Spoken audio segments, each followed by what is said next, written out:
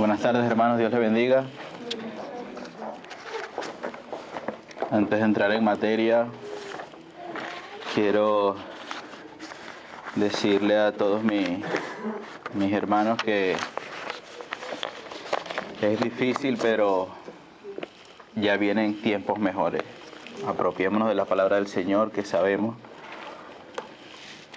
que vienen tiempos buenos para nuestro país y para nosotros. Entonces, esperemos en Dios. Como siempre, es un privilegio poder estar hoy aquí con ustedes para aprender unos de otros, en este caso con la serie del libro de Marcos, y esta vez vamos a estudiar el capítulo 6. Capítulo 6, versículo 7 al versículo 29. Y antes de entrar de lleno en el texto, vamos a detenernos a meditar en esta pregunta. ¿Qué estamos haciendo nosotros como iglesia y como el cuerpo de Cristo? ¿Qué estamos haciendo? Estamos en Madrid, una ciudad una metrópolis con más de 6,5 millones de habitantes, según el Instituto Nacional de Estadística, para el 2018. Y la pregunta de qué estamos haciendo es porque yo he querido que pensemos. Dios me ha transmitido esta inquietud, me ha mostrado a reflexionar en esta pregunta. ¿De qué estamos haciendo cuando nosotros salimos por las mañanas, salimos por la noche, por la tarde, a caminar por nuestras zonas residenciales, por nuestros barrios? Cuando caminamos, ¿qué vemos? Cuando salimos por la mañana al trabajo, ¿qué vemos?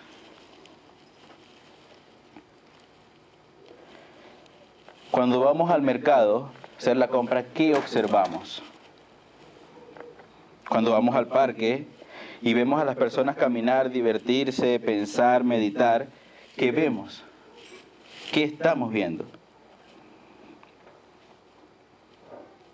Cuando vamos en el metro, para mí el metro, como yo les comenté la última vez que me tocó estar aquí con ustedes, para mí el metro es un proceso de aprendizaje todos los días, poder interpretar el rostro de la gente. Pero cuando vamos en el metro, ¿qué apreciamos? Y otra pregunta que me ha surgido, ¿estamos nosotros como iglesia, como cuerpo de Cristo, atentos a las necesidades de las personas que nos rodean?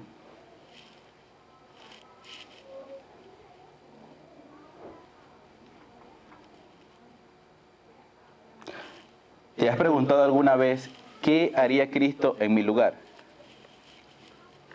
Cuando caminas por Sol, que es donde se nota un poco más las personas en la calle, ¿te has preguntado qué haría Cristo en mi lugar?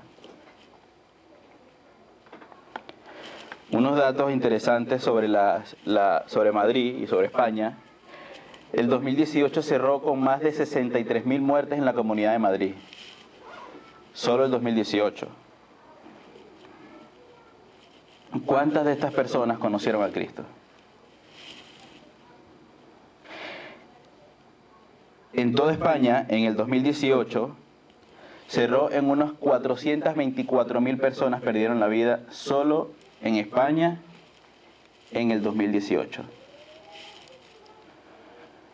¿Cuántas de estas personas conocieron al Dios verdadero? Solo en Europa, en el 2018, murieron más de 5 millones de personas solo en Europa, en el 2018.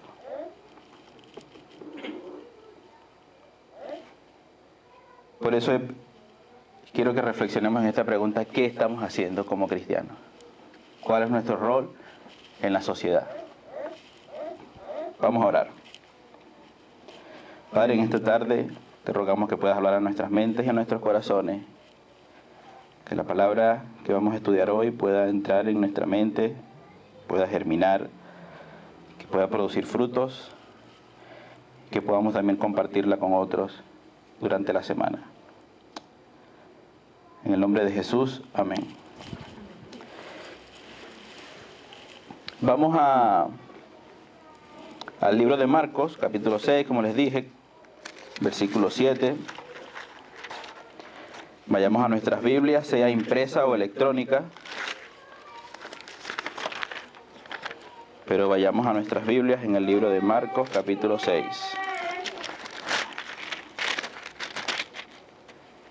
Versículo 7 al 29. Y dice así. Versículo 7. Después llamó a los 12 y comenzó a enviarlos de dos en dos, y les dio autoridad sobre los espíritus inmundos. Versículo 8. Y les mandó a que no llevasen nada para el camino, sino solamente el bordón, ni alforja, ni pan, ni dinero en el cinto, sino que calzasen sus sandalias y no vistiesen dos túnicas. Y les dijo: donde quiera que entréis en una casa, posad en ella hasta que salgáis de aquel lugar. Y si en algún lugar no os recibieren, ni os oyeren, salid de allí, sacudid el polvo debajo de vuestros pies para testimonio de ellos. De cierto os digo que en el día del juicio será más tolerante el castigo para los de Sodoma y Gomorra, que para aquella ciudad. Y saliendo predicaban que los hombres se arrepintiesen, y echaban fuera muchos demonios, y ungían con aceite a muchos enfermos, y los sanaban. Versículo 14. Oyó el rey Herodes la fama de Jesús, porque su nombre se había hecho notorio, y dijo: Juan el Bautista ha resucitado de los muertos, y por eso actúan en él estos poderes. Otros decían: es Elías.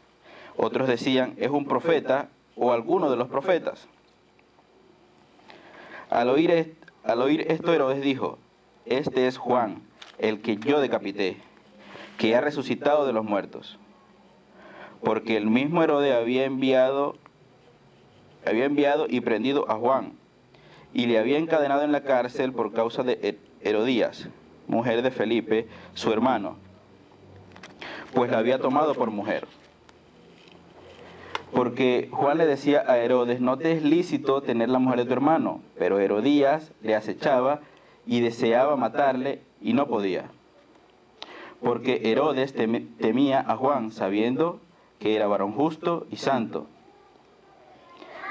y le guardaba a salvo, y oyéndole se quedaba muy perplejo, pero le escuchaba de buena gana.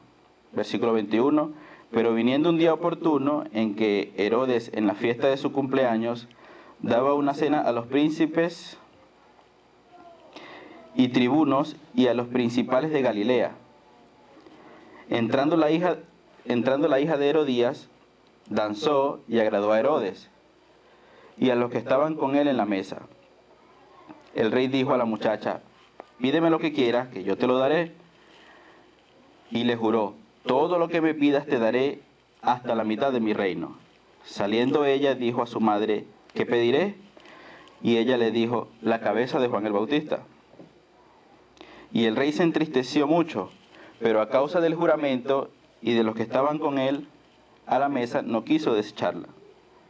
Enseguida el rey, enviando a uno de los guardas, mandó a que fuese traída la cabeza de Juan. El guarda fue, le decapitó en la cárcel y trajo su cabeza en un plato y se lo dio a la muchacha. Y la muchacha lo dio a su madre. Cuando oyeron esto, los discípulos vinieron y tomaron el cuerpo y lo pusieron en un sepulcro. Hoy aprenderemos sobre la misión que da Jesús a los 12 discípulos. Para los que anotan, el título de esta prédica es: Dios llama, capacita y envía. Lo primero que podemos ver es que en el versículo 7, Jesús llamó a los 12 y comenzó a enviarlos de dos en dos, y les dio autoridad sobre los espíritus inmundos. Jesús en el capítulo 5 capítulo 4 y capítulo 5, ya venían en una gira enseñando parábolas, sanando enfermos, haciendo milagros. Y justo después de terminar esta gira, Jesús escoge a 12 discípulos, a 12 hombres comunes, con defectos y debilidades como tú y como yo. El mismo Jesús es quien escoge a estos 12 hombres que posteriormente pasan a ser el núcleo de lo que sería el nuevo pueblo de Dios, donde se edificaría la iglesia posteriormente. Es decir, que Jesús nombra a 12 embajadores, a 12 embajadores oficiales de Cristo, hombres revestidos de autoridad para representar al que enviaban. Dios nos está llamando. Así como Jesús llamó a los 12, los escogió uno por uno, Dios también nos está llamando. En Efesios 2:19 dice que somos ciudadanos del reino. Y como ciudadanos tenemos ciertas responsabilidades. Yo como ciudadano venezolano tengo ciertas responsabilidades. Igual como ciudadano del reino tengo ciertas responsabilidades. Entre ellas ser un buen representante de Cristo.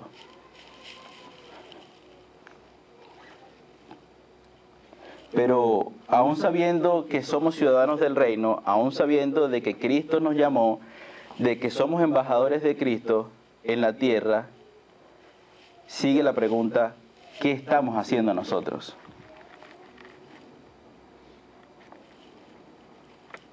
Y Pablo se lo recordó a Corinto, en Corinto también se los recordó, que somos embajadores de Cristo, que somos ciudadanos del reino.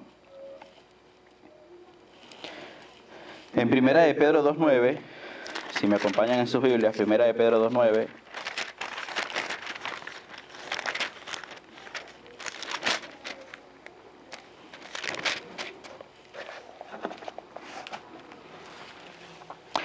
pasaje muy conocido por nosotros, mas vosotros sois linaje escogido, real sacerdocio, nación santa, pueblo adquirido por Dios, para que anunciéis las virtudes de aquel que os llamó de las tinieblas a su luz admirable.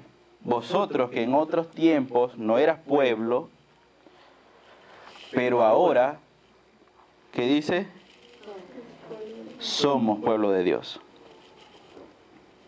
Que en otros tiempos no habíais alcanzado misericordia, pero ahora habéis alcanzado misericordia. Gracias a Dios por su misericordia. Tenemos otro ejemplo también de un llamamiento, el llamamiento de Isaías. En Isaías capítulo 6 y 7, lo pueden apuntar si lo quieren buscar luego. Pero el Espíritu del Señor pregunta, ¿a quién enviaré y quién irá por nosotros? Yo no sé si Dios en algún momento, yo no sé si tú en algún momento has sentido que Dios te hace esa pregunta, pero esa misma pregunta que Dios le ha hecho a Isaías, se la hizo a muchas personas. ¿A quién enviaré? ¿Quién irá por nosotros?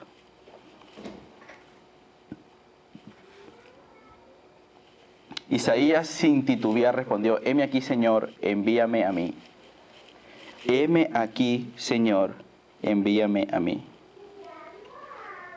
Otro caso especial que tenemos es el llamamiento de Abraham en el capítulo 12 de Génesis, donde, en otras palabras más modernas, Dios le dijo a Abraham, alístate que nos vamos.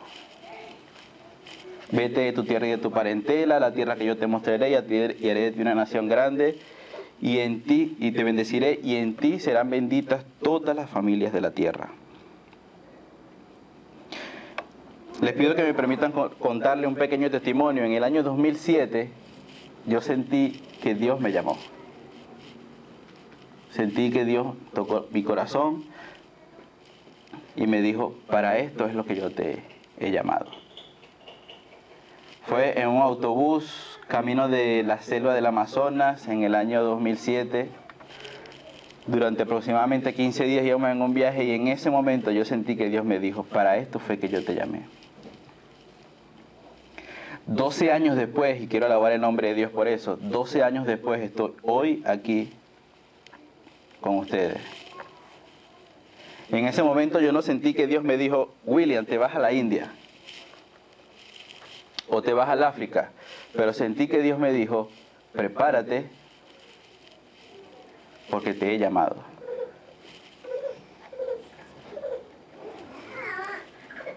Unas preguntas para reflexionar nosotros.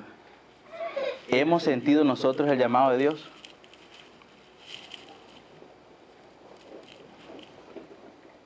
Esto puede sonar un poco duro, pero ¿te ha llamado Dios a venir a San Chinarro? ¿Sabemos nosotros para qué nos ha llamado Dios? Otro un poco para reflexionar. ¿Qué es lo que no nos permite responder positivamente al llamado de Dios? ¿Qué hace falta? En segundo lugar, Dios capacita. Dios llama, Dios capacita. El proceso de Jesús con los discípulos lo podemos ver un poco antes, en el capítulo 4 y capítulo 5, como les dije al principio, donde Jesús les habló de parábolas, le habló de la semilla del crecimiento de la semilla de mostaza. Parábolas que Jesús explicaba para que ellos pudieran entender. También les mostró de primera mano el poder absoluto al sanar a la hija de de Jairo, al sanar a la mujer que tocó su manto, el endemoniado de Garadeno. Esos fueron procesos por los cuales pasaron los discípulos viendo de primera mano lo que hacía su maestro. Era un proceso de capacitación.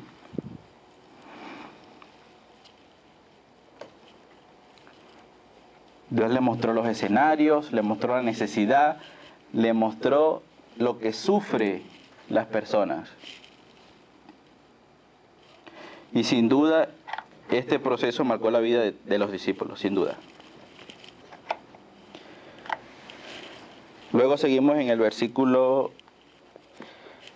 8.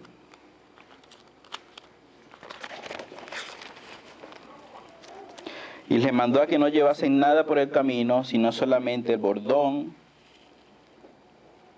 ni siquiera la alforja, ni pan, ni dinero en el cinto, sino que calzasen sus sandalias y no vistiesen 2 túnicas. Estos son aspectos que de primera mano pueden parecer poco importantes. Pero es como que hoy el pastor nos diga, mire, ustedes tienen que ir para el Sahara Occidental y no van a llevar dinero, no van a llevar maleta, ni mochila, ni equipaje, y no van a llevar pasaporte. Lo único que se van a llevar es un bastón. Jesús les pidió que no llevaran nada de valor que pudieran comercializar para por el camino comprar.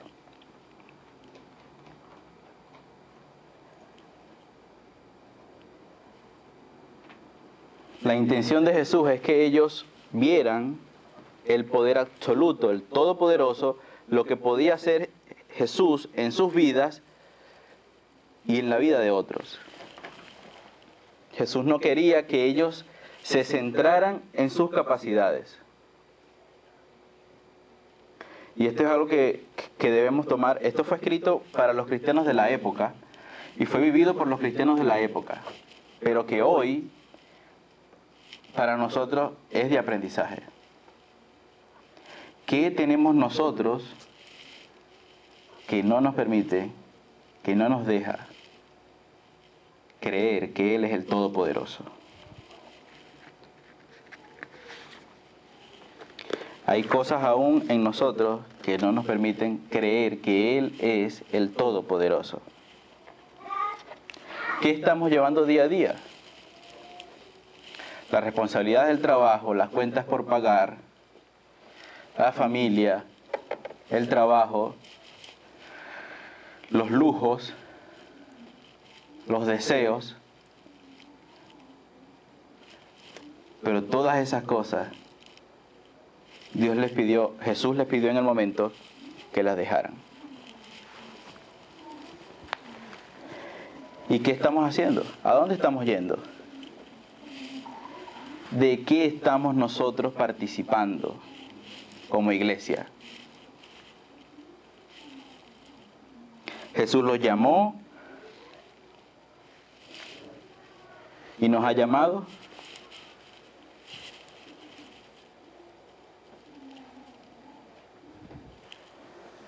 Quiero dar gracias a Dios porque el fin de semana nos permitió a algunos de nosotros participar de una capacitación en Camarma.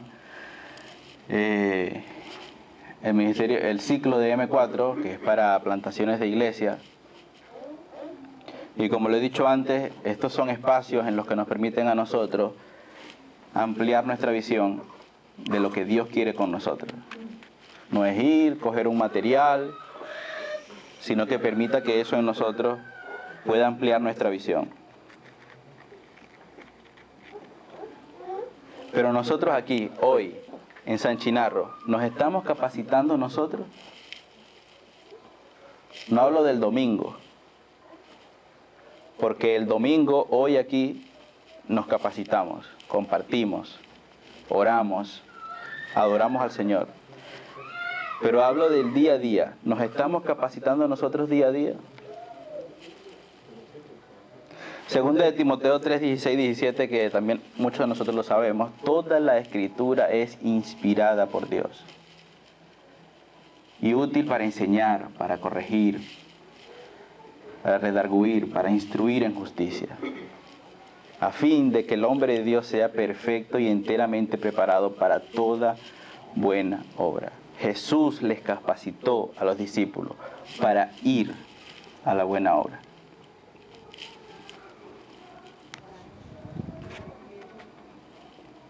El primer paso para nuestra capacitación es el día a día. Si llegamos por la noche los domingos y dejamos la Biblia allí se queda hasta el siguiente domingo antes de venir.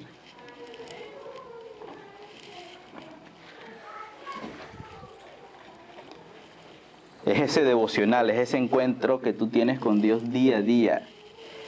Es ese espacio que en lo íntimo Dios te habla. Debemos prepararnos, hermanos, debemos prepararnos para salir, para aceptar el reto que Dios nos da. Como ese soldado que se alista, no sabe para dónde va, no sabe aún cuál es su misión, pero está listo para ir a la guerra. Un soldado no sabe qué es lo que tiene que hacer, ni a dónde va hasta que está montado en el avión o en el coche donde va.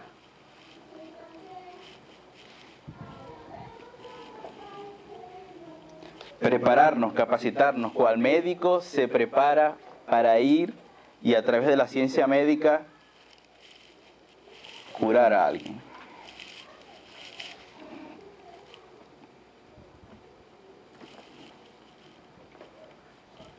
Cual pastor que ve que su oveja se desvía del camino y la aleja del peligro y la vuelve a encaminar.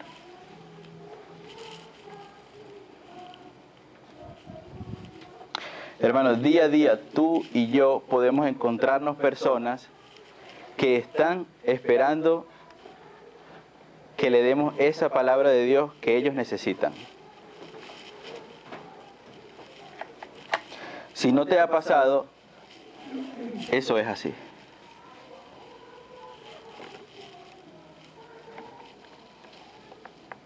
Es natural. Cuando salimos de casa, cuando entramos en el metro, en el bus, en el mercado, en el banco, en el centro médico, en el centro comercial, a donde vayamos, hay personas esperando que alguien le dé palabra de Dios.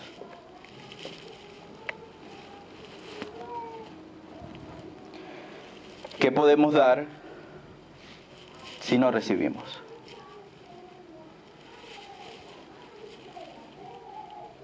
El desafío es a que día a día nosotros podamos capacitarnos, nosotros podamos profundizar en la palabra de Dios y ver qué es lo que Dios quiere para nosotros y que hagamos cada día. Claro, hermano, esto no trata de estar todo el día metido en la Biblia. Y no trata de todo el día estar orando, inclinado en el piso, orando, repitiendo. No, de esto no trata. Trata de que el tiempo que pasemos con Dios, de que el tiempo en que nosotros busquemos a Dios sea de provecho para nosotros. Y escuchemos qué es lo que Dios nos quiere decir. La preparación es un proceso, es un avance, es una marcha, es un desarrollo, es un proceso continuo cada día estando pegado de Dios.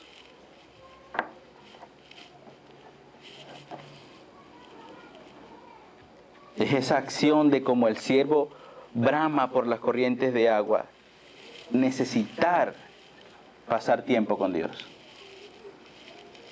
Necesitar oír la voz de Dios. Necesitar escuchar que Dios dice, tú eres mi hijo amado.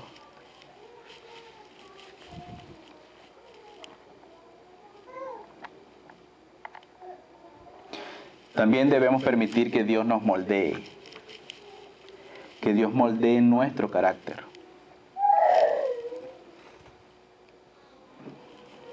Cual alfarero va dando forma poco a poco hasta que tiene una obra y culmina su obra. Es un proceso, es algo constante, es algo continuo, es del día a día, no es un momento y ya.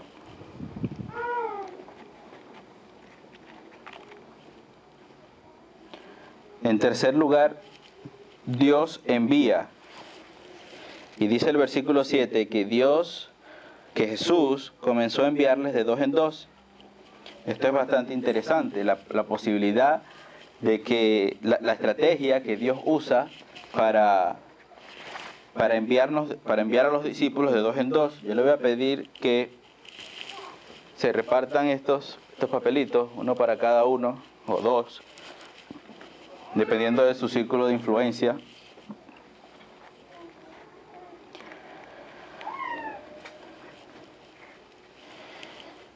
Jesús los envió de dos en dos y les dio autoridad sobre espíritus inmundos.